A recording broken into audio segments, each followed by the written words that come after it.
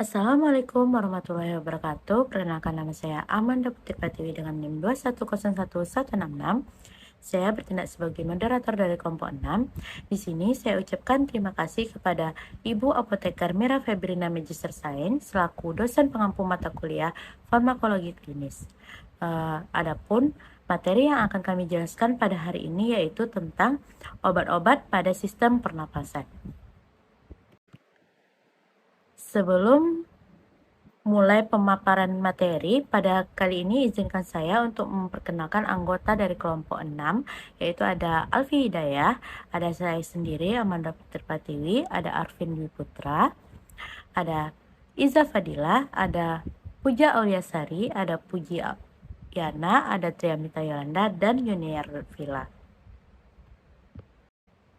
Adapun sub pembahasan yang akan kami sampaikan pada pertemuan kali ini yaitu yang pertama tentang obat batuk, yang mana obat batuk itu ada antitusif, ekspektoran, dan mukolitik. Yang kedua itu ada obat bronkodilator dan obat anti asma, yang mana itu terdiri dari bronkodilator, antiinflamasi, dan anti alergik.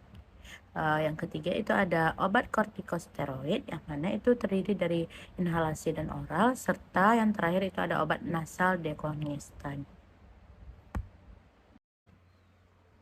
Sistem pernafasan. Sistem pernafasan itu sendiri terdiri dari saluran nafas dan pusat-pusat pernafasan. Saluran nafas itu terbagi atas saluran nafas bagian atas yang terdiri dari laring, nasofaring, rongga hidung, dan saluran nafas. Sedangkan pada bagian bawah itu yang terdiri dari alveolus, bronkus, bronkiolus, dan trakea. Yang mana pusat-pusat pernafasan itu sendiri berfungsi untuk mengatur ritme pernafasan, serta pusat batuk berhubungan itu dengan pusat pernafasan tersebut. Yang mana gangguan sistem pernafasan itu terjadi karena depresi pusat pernafasan, adanya hambatan pada saluran nafas, radang pada saluran nafas, dan emfisema, serta pleuritis, asma, dan tumor. Yang pertama itu obat batuk atau antitusif, ekspektoran, dan mukolitik. Antitusif itu atau cough supresan itu merupakan obat batuk yang menekan batuk dengan menurunkan aktivitas pusat batuk di otak dan menekan respirasi. Secara umum berdasarkan tempat kerja, obat antitusif itu dibagi atas antitusif yang bekerja di perifer dan antitusif yang bekerja di sentral. Yang mana antitusif yang bekerja di sentral itu dibagi atas golongan narkotik dan non-narkotik. Sedangkan ekspektoran itu merupakan obat yang dapat merangsang pengeluaran dahak dari saluran pernapasan atau ekspektorasi, yang mana mekanisme kerjanya itu diduga berdasarkan stimulasi mukosa lambung dan selanjutnya secara refleks merangsang sekresi kelenjar saluran pernapasan lewat nervus vagus sehingga menurunkan viskositas dan mempermudah pengeluaran dahak. Sedangkan mukolitik merupakan obat batuk berdahak yang bekerja dengan cara membuat hancur bentuk dahak sehingga dahak tidak lagi memiliki sifat-sifat alaminya. Mukolitik ini bekerja dengan cara menghancurkan benang-benang mukoprotein dan mukopolisakarida dari dahak tersebut. Sebagai hasil akhir, dahak tidak lagi bersifat kental dan dengan begitu tidak dapat bertahan di tenggorokan lagi seperti sebelumnya, sehingga membuat saluran nafas itu bebas dari dahak. Selanjutnya itu ada mekanisme kerja antitusif. Yang pertama itu menekan sistem saraf pusat, yang kedua itu menghambat pusat batuk di medula otak, serta dapat meningkatkan ambang refleks batuk tersebut.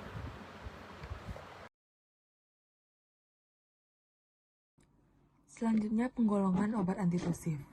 Yang pertama ada antitusif yang bekerja di perifer dan yang bekerja di sentral. Antitusif yang bekerja di perifer adalah golongan yang menekan batuk dengan mengurangi iritasi lokal di saluran nafas, yaitu pada reseptor iritan perifer dengan cara anestesi langsung atau secara tidak langsung mempengaruhi lendir saluran nafas. Selanjutnya antitusif yang bekerja sentral. Obat ini bekerja menekan batuk dengan meninggikan ambang rangsang yang dibutuhkan untuk merangsang pusat batuk. Selanjutnya ada golongan narkotik. Antitusif yang mempunyai potensi untuk mendatangkan adiksi atau ketergantungan dan mempunyai potensi untuk disalahgunakan. Opoid dan derivatnya mempunyai beberapa efek farmakologik sehingga digunakan sebagai analgesik, antitusif, sedatif, menghilangkan sesak karena gagal jantung kiri dan anti diare. Di antara alkaloid ini, morfin dan kodein sering digunakan. Efek sampingnya adalah penekanan pusat nafas, konstipasi, kadang-kadang mual dan muntah, serta efek keadiksi. Opioid dapat menyebabkan terjadinya bronkospasme karena pengelepasan histamin. Tetapi efek ini jarang terlihat pada dosis terapik untuk antitusif. Di samping itu, narkotik juga mengurangi efek pembersihan mukosiler dengan menghambat sekresi kelenjar mukosa, bronkus, dan aktivitas sisilia. Terapi kodein kurang mempunyai efek tersebut. Selanjutnya kodein. Mekanisme kerja dari kodein merupakan agonis opioid di SSP, mirip dengan turunan Vantrena seperti morfin. Obat ini bekerja selektif pada reseptor MO, tapi dengan afinitas jauh lebih lemah daripada morfin. Lalu indikasinya penggunaan kodein untuk merendahkan nyeri hingga sedang pada pasien dan batuk kering disertai nyeri pada dewasa. Efek sampingnya mual, muntah, konstipasi, palpasi, pruritus, rasa mengantuk, hiperhidrosis, dan agitasi. Lalu kontraindikasinya, kodein mencakup penggunaan pada anak-anak pasca operasi tonsikolektomi dan adenoikotomi, riwayat depresi napas, asma bronkial berat, dan hipersensitivitas terhadap kodein. Dosisnya 10-20 mg setiap 4,5 jam untuk dewasa dan anak-anak 1 mg per tahun 3-4 kali sehari. Selanjutnya yang golongan non-narkotik ada diphenhydramine, di mana mekanisme kerjanya adalah memblokir aksi histamin dengan cara menghalangi reseptor H1 pada perifer nociceptor, mengurangi sensitivitas, lalu mengurangi gatal dalam reaksi alergi. Selain itu, dan membantu asetilkolin, menghilangkan ingus saat flu. Selanjutnya indikasinya mengurangi batuk kronik pada bronkitis.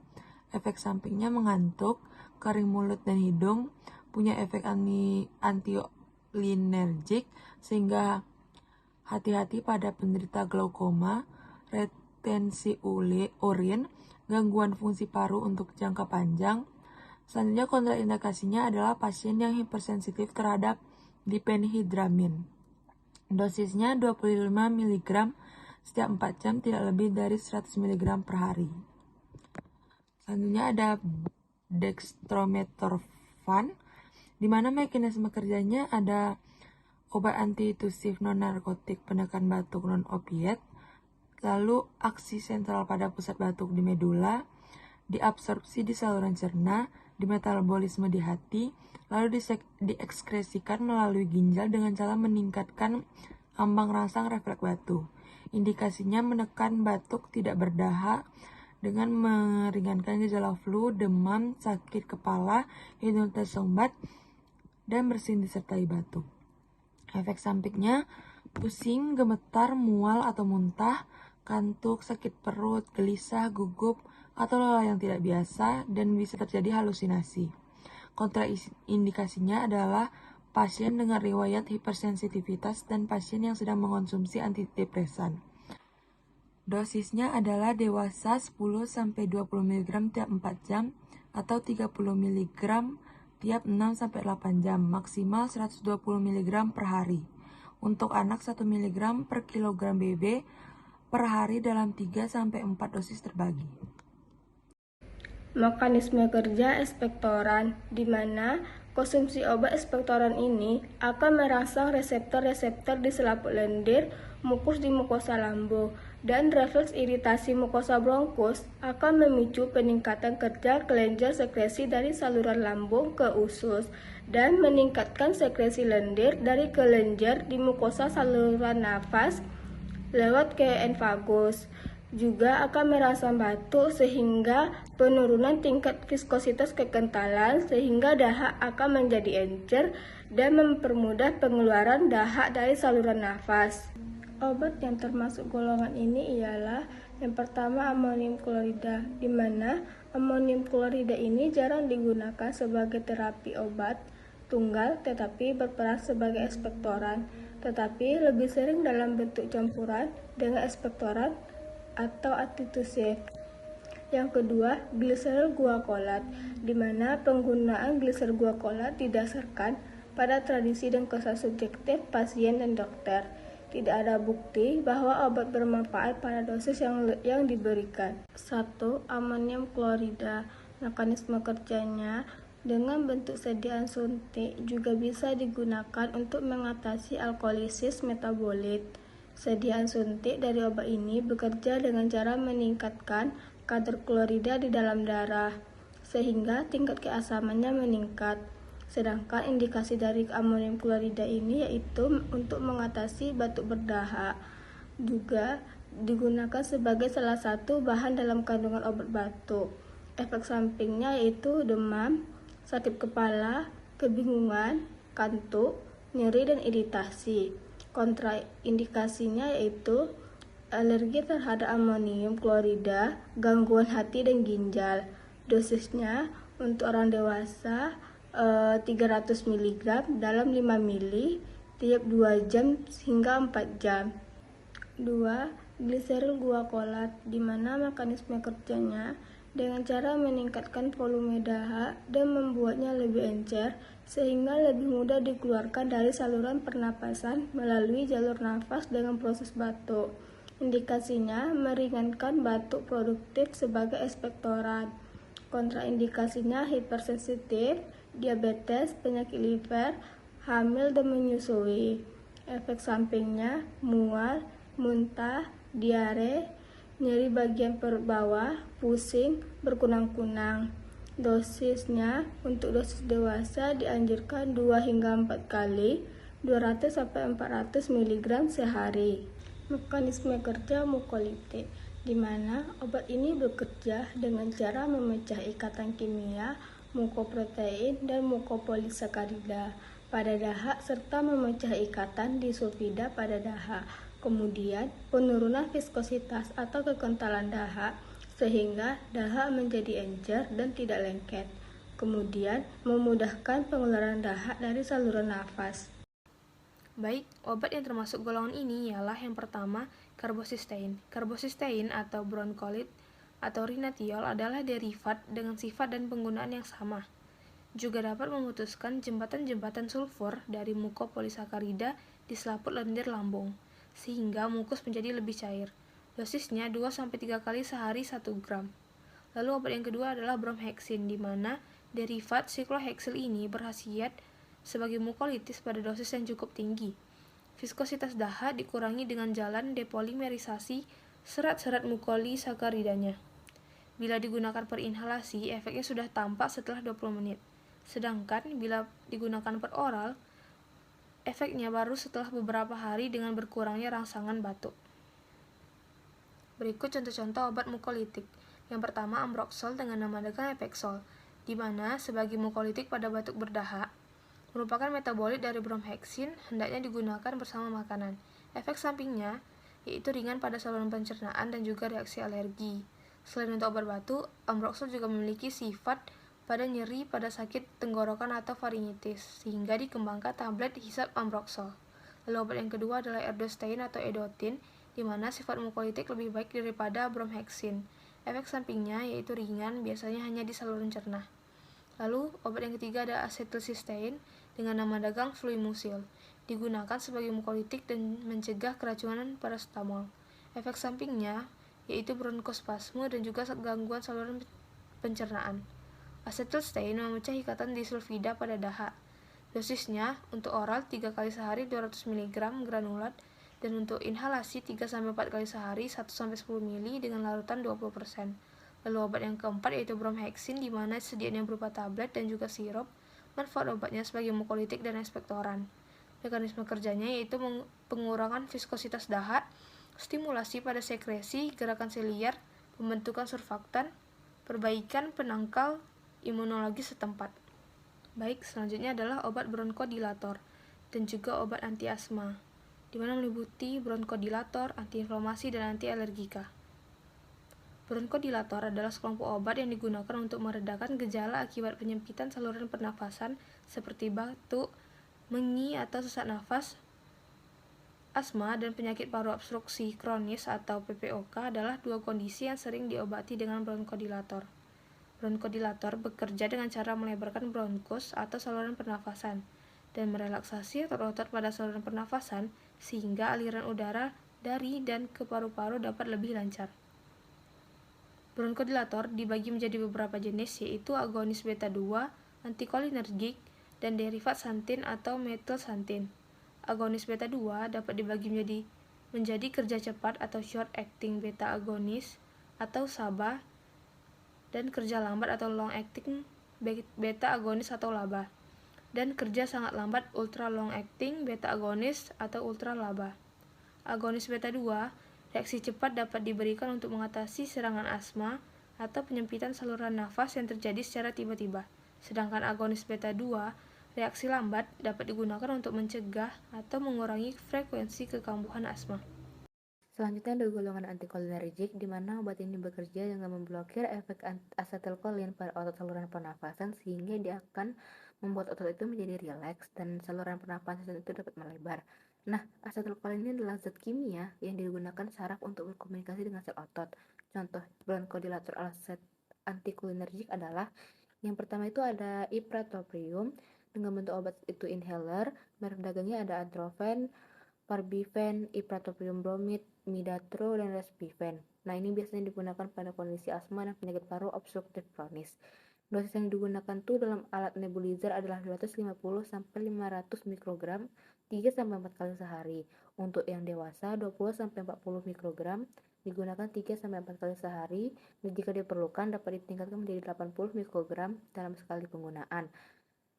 Nah, untuk dosis anak-anak usia di bawah 6 tahun itu digunakan 60 mikrogram 3 kali sehari. Untuk anak usia 6 sampai 12 tahun 20 sampai 40 mikrogram 3 kali sehari, dan ini memiliki efek samping seperti gejala flu, mual, pusing, sakit perut, dan lain-lain. Selanjutnya ada golongan agonis beta 2, di mana obat ini bekerja dengan mengaktifkan sel beta 2 reseptor yang akan menyebabkan otot-otot pada saluran pernapasan itu menjadi rileks sehingga dapat membuka saluran pernapasan. Contoh bronkodilator agonis beta 2 ini yang pertama ada olodaterol, di mana bentuk obatnya itu inhaler dengan merek dagang Infortispir Respimat, Spiolto-Respimat, dan Stiverdi-Respimat. Jadi ini biasanya digunakan pada kondisi penyakit paru obstruktif kronik. Untuk dosisnya yang dewasa itu dengan inhaler kandungan 2,5 mikrogram, pemakaian digunakan 2 kali hirupan sekali sehari. Nah, yang kedua ada indacaterol, di mana bentuk obatnya juga inhaler dengan merek dagangnya itu ada Onbres Breezhaler, juga Ultribro Breezhaler. Biasanya digunakan pada kondisi penyakit paru obstruktif kronis. Dosisnya untuk dewasa 100 mikrogram 1 kali sehari dengan dosis maksimalnya 300 mg 1 kali sehari. Nah, selanjutnya ada golongan metilsantin, di mana mekanisme metilsantin ini belum sepenuhnya diketahui, tetapi penelitiannya itu menunjukkan bahwa obat ini tuh bisa menghambat enzim dari fosfodiesterase. Cara ini tuh dapat meningkatkan konsentrasi zat kimia yang melebarkan saluran udara. Contoh bronkodilator golongan metilsantin ini ada theophylline, dengan bentuk obat itu ada tablet, sirup, kaplet, dan kapsul. Nah, merek dagangnya itu biasanya ada Asma Soho, Bufabron, Kontrasma, Lufisma, Neonapasin. Nah, manfaatnya ini dia mengatasi gejala gangguan pernafasan akibat asma atau penyakit paru obstruktif kronik atau PPOK. Nah, tujuannya dia itu untuk mencegah atau mengontrol gejala gangguan pernafasan akibat asma dan PPOK. Untuk dosis penggunaannya yang dewasa itu 200 sampai 500 mg 2 kali sehari atau 400 sampai 600 mg 1 kali sehari. Untuk anak-anak usia 6 sampai 12 tahun dengan berat badan 20 sampai 35 kg, dosisnya 125 sampai 250 mg 2 kali sehari. Dan untuk anak-anak usia di bawah dari 12 tahun untuk anak-anak usia di atas 12 tahun sampai dengan dosis dewasa. Selanjutnya ada antiinflamasi, di mana antiinflamasi ini didefinisikan sebagai obat-obatan atau golongan obat yang memiliki aktivitas menekan atau mengurangi peradangan. Radang atau inflamasi ini dapat disebabkan oleh berbagai rangsangan yang mencakup seperti luka, fisik, infeksi, panas, interaksi antigen, dan antibodi. Untuk mekanisme kerja dari obat antiinflamasi ini terbagi atas dua golongan, yaitu ada golongan antiinflamasi golongan steroid dan antiinflamasi itu non-steroid. Mekanisme obat antiinflamasi golongan steroid dan non-steroid ini terutama bekerja menghambat pelepasan dari prostaglandin ke jaringan yang mengalami cedera. Nah, penggolongan obatnya itu tadi kan ada dua. Yang pertama adalah steroid dan steroid. Nah, yang untuk antiinflamasi dan steroid itu merupakan pengobatan dasar untuk mengatasi peradangan di dalam dan di sekitar sendi. Contohnya itu ada lumbago, artralgia, osteoartritis, artritis reumatoid, dan gout arthritis. Sedangkan untuk antiinflamasi yang steroid itu merupakan antiinflamasi yang sangat kuat karena obatnya itu menghambat enzim fosfolipase A2 sehingga tidak terbentuk asam arakidonat. Hal ini berarti prostaglandin itu tidak akan terbentuk. Baiklah, selanjutnya ada golongan antiinflamasi non-steroid. Yang pertama itu ada aspirin, bekerja sebagai penghambat enzim siklooksigenase, enzim yang membuat prostaglandin yang menyebabkan peradangan dan rasa sakit serta demam yang mengakibatkan penghambatan sintesis senyawa endoperoksida siklik.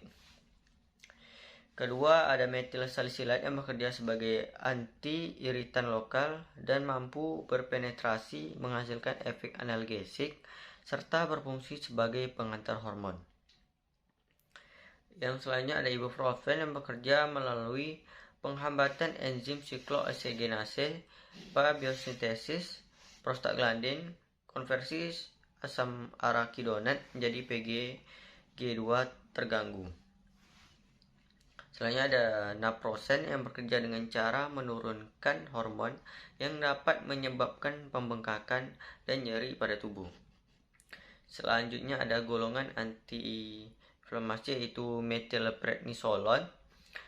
Dan selanjutnya dexamethasone adalah suatu glukokortikoid sintesis yang memiliki efek antiinflamasi, anti alergi, dan anti shock yang sangat kuat di samping sebagai anti rematik.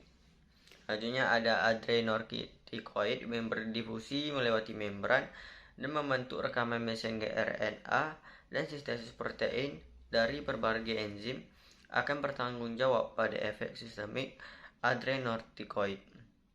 Yang terakhir ada prednison yang bekerja untuk mengurangi gejala seperti pembengkakan dan reaksi alergi serta mengobati kondisi seperti radang sendi, masalah pernapasan, kanker, masalah mata, penyakit sistem kekebalan tubuh, dan yang lain. Selanjutnya ada anti-alergika. Pada asma alergi, ada yang mendasari alergi, apakah itu untuk alergi makanan, debu, serbuk sari, kecoa, bulu kucing, memainkan peran kunci dalam masalah pernapasan. Sekitar 60% sampai 90% dari penderita asma penyebabnya adalah asma alergi. Langkah pertama adalah edukasi untuk menghindari alergi, tapi itu tidak selalu mungkin atau cukup untuk menghentikan gejala asma akut seperti batuk, mengi, dan sesak napas, atau hasilnya tidak bisa diharapkan segera dirasakan penderita. Setelah obat diperlukan, berikut adalah obat yang umum digunakan untuk mengobati asma alergi, yaitu golongan obat anti alergi. Yang pertama itu adalah antagonis reseptor leukotriene. Obat ini seperti singulair atau montelukast sodium, alkaloats atau zafirlukast dapat mengobati asma alergi karena mereka menghambat peradangan yang disebabkan bahan kimia atau mediator dari derivat asam arakidonat yang dilepaskan oleh sistem kekebalan tubuh. Obat ini dalam bentuk tablet memiliki efek samping. Kekurangannya adalah bahwa efeknya umum ringan karena bekerja sebagai antagonis satu mediator saja. Harus dalam kombinasi obat asma yang lain. Pada asma intermiten, ringan, persisten atau ringan, kadang-kadang mereka akan bekerja cukup baik. Yang kedua, ada agonis beta short acting. Sebagai obat reliever atau obat penyelamatan, obat ini bertindak dalam beberapa menit untuk cepat menyelesaikan gejala. Sebagai contoh adalah albuterol dan obat terkait seperti masair atau pirbuterol adalah bronkodilator, yang berarti mereka bekerja dengan relaksasi saluran napas. Obat ini tidak boleh digunakan sering, yaitu 1-2 kali seminggu atau kurang. Penderita dengan asma akibat olahraga dapat menggunakan 20 menit sebelum bekerja untuk mencegah sesak. Golongan obat anti alergi yang ketiga yaitu long acting agonis beta.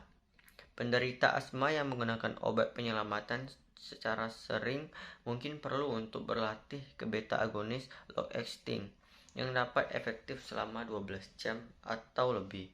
Produk umum meliputi Advair, kombinasi dari steroid, fitonedan beta agonis, salmeterol, dan Symbicort, atau kombinasi dari formoterol beta agonis dari budesonide steroid. Baiklah, selanjutnya obat kortikosteroid. Kortikosteroid adalah kelompok obat yang memiliki aktivitas glukokortikoid dan mineralokortikoid, sehingga memperlihatkan efek yang sangat beragam yang meliputi efek terhadap metabolisme karbohidrat, protein dan lipid, efek terhadap keseimbangan air dan elektrolit, dan efek terhadap pemeliharaan fungsi berbagai sistem dalam tubuh. Namun, secara umum, efeknya dibedakan atas efek retensi Na, efek terhadap metabolisme karbohidrat, dan efek antiinflamasi. Kortikosteroid adalah salah satu obat antiinflamasi yang poten dan banyak digunakan dalam penata laksanaan asma. Obat ini diberikan baik yang bekerja secara topikal maupun secara sistematik. Kortikosteroid mengurangi jumlah sel inflamasi di saluran napas, termaksud eosinofil, limfosit T, dan sel mast dan sel dendritik. Efek ini dicapai dengan menghambat penarikan sel inflamasi ke saluran napas dan menghambat keberadaan sel inflamasi di saluran napas. Oleh karena itu, kortikosteroid mempunyai efek antiinflamasi spektrum luas, sehingga berdampak pada kurangnya efek antiinflamasi, stabilisasi kebocoran vaskular, penurunan produksi mukus, dan peningkatan respon B adrenergik. Pemberian obat kortikosteroid ini ada berbagai macam, diantaranya perinhalasi dan peroral. Perinhalasi ini yaitu pemberian obatnya secara langsung ke dalam saluran napas melalui penghisapan. Pemberian obat secara inhalasi mempunyai beberapa keuntungan, yaitu obat bekerja langsung pada saluran napas, onset kerjanya cepat, dosis obat yang digunakan kecil, serta efek samping yang minimal karena konsentrasi obat di dalam darah sedikit atau rendah. Sedangkan pemberian obat secara oral ini yaitu pemberiannya melalui mulut. Kortikosteroid oral secara reguler diperlukan pada asma tergantung kortikosteroidnya. Tetapi pemberian kortikosteroid dapat sama sekali tidak efektif pada asma resistensi kortikosteroid 2-3. Frekuensi asma yang tidak sensitif terhadap kortikosteroid tersebut sekitar 5% dari seluruh pasien asma. Sedangkan asma resisten kortikosteroid frekuensinya kurang dari 0,1%. Pasien asma resisten kortikosteroid jumlahnya tidak banyak, tetapi dapat menimbulkan masalah dalam jumlah penata laksanaannya. Golongan obat kortikosteroid inhalasi ini diantaranya yaitu beclamethason dipropionat. Obat ini digunakan untuk mencegah serangan asma pada orang dewasa dan anak usia kurang lebih 5 tahun, dan untuk mencegah pelepasan zat kimia yang menyebabkan peradangan. Efek samping dari obat ini berupa pengeroposan tulang, berkurangnya massa otot, tingginya kadar gula darah, gangguan penyembuhan luka, tertundanya penyembuhan luka, kondisi tidak mengalami menstruasi atau kondisi berkeringat berlebihan. Yang kedua ada budesonide. Obat ini digunakan untuk meredahkan dan mencegah gejala serangan asma. Efek samping dari obat ini berupa sakit kepala, mual, sakit perut, gangguan pencernaan, jantung berdebar, badan terasa lelah. Kemudian ada fluticasone propionat. Fluticasone propionat ini digunakan untuk mengatasi gejala hidung tersumbat, bersin-bersin, hidung meler, mata gatal atau berair yang disebabkan oleh rinitis alergi. Obat ini digunakan dengan cara disemprotkan ke dalam hidung. Efek samping dari obat ini berupa hidung kering, hidung terasa perih, nyeri atau gatal, bercak putih atau luka di rongga hidung. Selanjutnya ada memetazone furoat. Obat ini digunakan untuk meredakan gejala peradangan pada polip hidung, eksim, psoriasis, atau rinitis alergi. Memetazone furoat tersedia dalam bentuk obat semprot hidung atau obat oles. Efek samping dari obat ini yaitu munculnya rasa terbakar, gatal, perih pada kulit yang dioleskan obat. Biasanya efek samping ini hanya berlangsung sebentar. Adapun golongan kortikosteroid oral, yang pertama ada metilprednisolan. Obat ini digunakan untuk meredakan peradangan pada berbagai kondisi, termasuk radang sendi, radang usus, asma, psoriasis, lupus, hingga multiple sklerosis. Yang kedua ada aminofilin. Obat ini digunakan untuk mengatasi berbagai gangguan pernapasan. Beberapa jenis gangguannya seperti sesak napas, asma, bronkitis, dan penyakit paru obstruktif kronis. Yang ketiga ada salbutamol. Obat ini digunakan untuk meredakan gejala asma dan gangguan pernapasan lainnya, seperti bronkitis dan kronik obstruktif pulmonari disease. Obat ini digunakan untuk mengatasi keluhan yang terjadi seperti batuk, sesak napas, hingga sesak dada. Yang keempat ada cetirizine. Obat ini digunakan untuk meredakan gejala akibat reaksi alergi seperti mata berair, bersin-bersin, hidung meler, dan gatal di kulit, tenggorokan maupun hidung. Yang kelima ada gliseril guaiacolat. Jenis obat ini digunakan untuk meredakan batuk dan melancarkan pengeluaran dahak di saluran pernapasan. Selanjutnya adalah mekanisme kerja kortikosteroid. Kortikosteroid mengurangi jumlah sel inflamasi saluran nafas pada tingkat seluler termasuk eosinofil, limfosit T, sel mast, dan sel dendrit. Hal itu terjadi dengan menghambat perekrutan sel inflamasi ke dalam saluran nafas melalui penekanan produksi mediator kemotaktik dan molekul adhesi serta menghambat keberadaan sel inflamasi dalam saluran nafas, misalnya eosinofil, sel limfosit T, dan sel mast. Target seluler utama kortikosteroid adalah sel epitel. Kortikosteroid memiliki spektrum efek anti-inflamasi luas pada asma dengan menghambat berbagai mediator serta sel inflamasi. 4.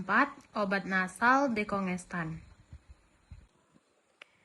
Dekongestan dapat mengobati sinus dan hidung tersumbat. Penggunaan dekongestan dosisnya harus dibatasi tidak lebih dari 3-5 hari untuk menghindari rinitis medikamentosa. Dekongestan adalah agonis adrenergik atau simpatomimetik.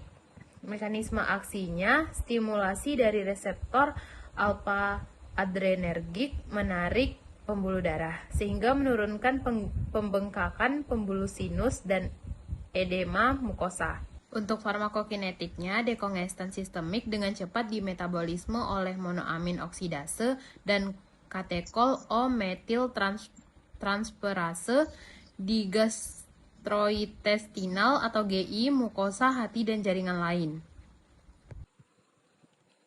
Selanjutnya obat golongan dekongestan. Yang pertama itu ada pseudoephedrine, digunakan untuk mengatasi hidung tersumbat pada kondisi flu, batuk, pilek, dan penyakit pernapasan lainnya.